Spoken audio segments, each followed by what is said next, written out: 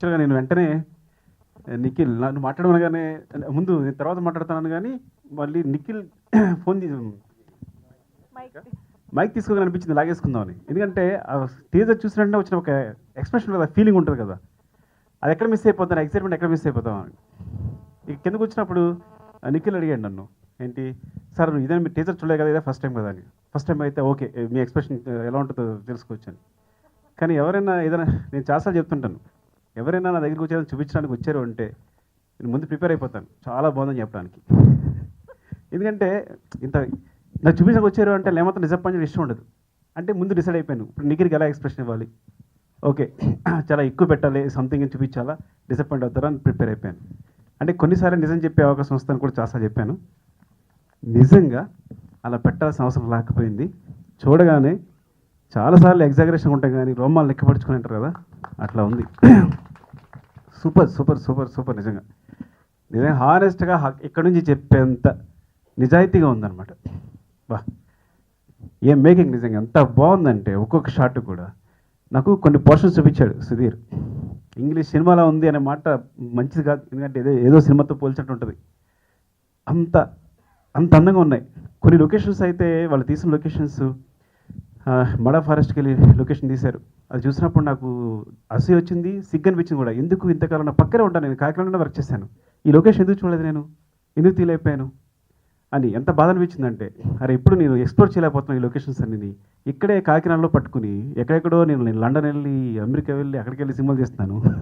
ఇక్కడే ఉండి నువ్వు సూపర్ లొకేషన్ పట్టుకుని నా ఇంటి దగ్గర ఉన్న లొకేషన్ అద్భుతంగా చూపించాడు సుధీర్. ఫస్ట్ నుంచి సుధీర్ అంటే నాకు చాలా ప్రేమ. ఏమాత్రం నా ప్రేమ ఏమాత్రం తగ్గకుండా ఒక ఎపిసోడ్ చూసినప్పుడు కానీ, కథ విన్నప్పుడు కానీ అంత ఎక్సైట్ అయ్యాను. ఎపిసోడ్ చూసినప్పుడు కానీ అంత ఫీల్ అయ్యాను.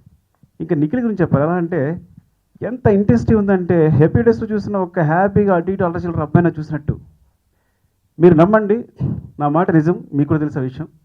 ఇంతవరకు ఒక తెలుగు హీరో అలాంటి ఎక్స్‌ప్రెషన్స్‌తో రాలేదు. అలాంటి ఎక్స్‌ప్రెషన్‌తో రాలేదు. నేను అనుకుంటా మిగతా అన్ని భాషల్లోనూ ఒక సినిమా అంటే తెలుగు హీరో అనేసరికి కామెడీ చేయాలి, అది చేయాలి, మళ్ళీ గంతులేయాలి, సీరియస్‌గా మళ్ళీ ఫైట్ చేయాలి. అదే సీరియస్ ఫేస్‌ని మళ్ళీ కామెడీ చేయాలి, కామెడీ చేసిన ఫేస్‌ని మళ్ళీ రొమాన్స్ చేయాలి, అన్నీ ఉంటాయి.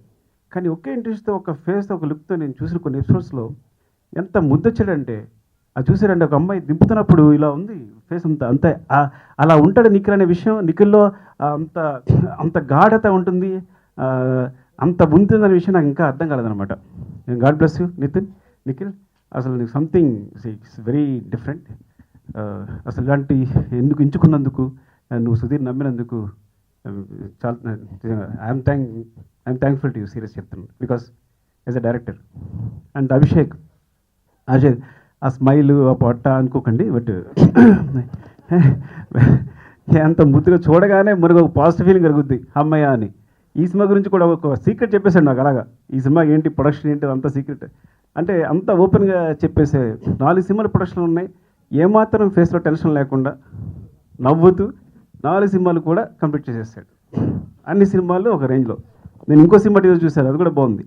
సో ఎట్లా అంటే వరుసగా అన్ని సినిమాలు కూడా ఏమాత్రం టెన్షన్ లేకుండా సింపుల్గా ఫినిష్ చేస్తున్నాడు. అంతే. ముందు సినిమా అంటే మూవీ అంటే ప్యాషన్, తీయాలి, ఎక్కువ సినిమాలు తీయాలి. ఏదో ప్రొడ్యూసర్గా తను ప్రొడ్యూసర్ షార్ట్ అయినప్పుడు కూడా నాకు తెలుసు ఎందుకు షార్ట్ అవుతాడో కూడా చెప్పాడు. అవన్నీ షేర్ చేస్తున్నాడు తను, ఎందుకు తను చేయాలనుకుంటున్నాడు, ఎందుకు సినిమా మూవీ చేయాలనుకున్నాను. సో అది అభిషేక్, ఐ థింక్ ఒక బ్లాస్ట్ ఈ cinema. You grab the audience theatres అంతే. ఈ ఒక్క టీజర్ చాలు థియేటర్కి ఆడియన్స్ అందరు రావడానికి.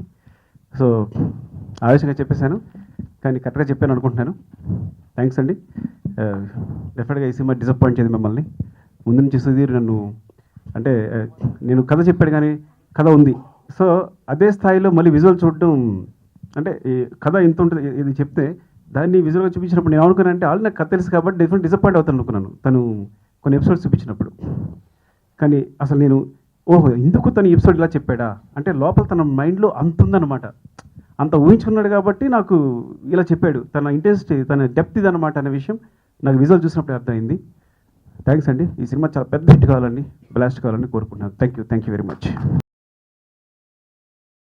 సుబ్బు, నీకు తెలుసా నాకు ఎర్లీ మార్నింగ్ ఒక కల వచ్చింది. ఏమని?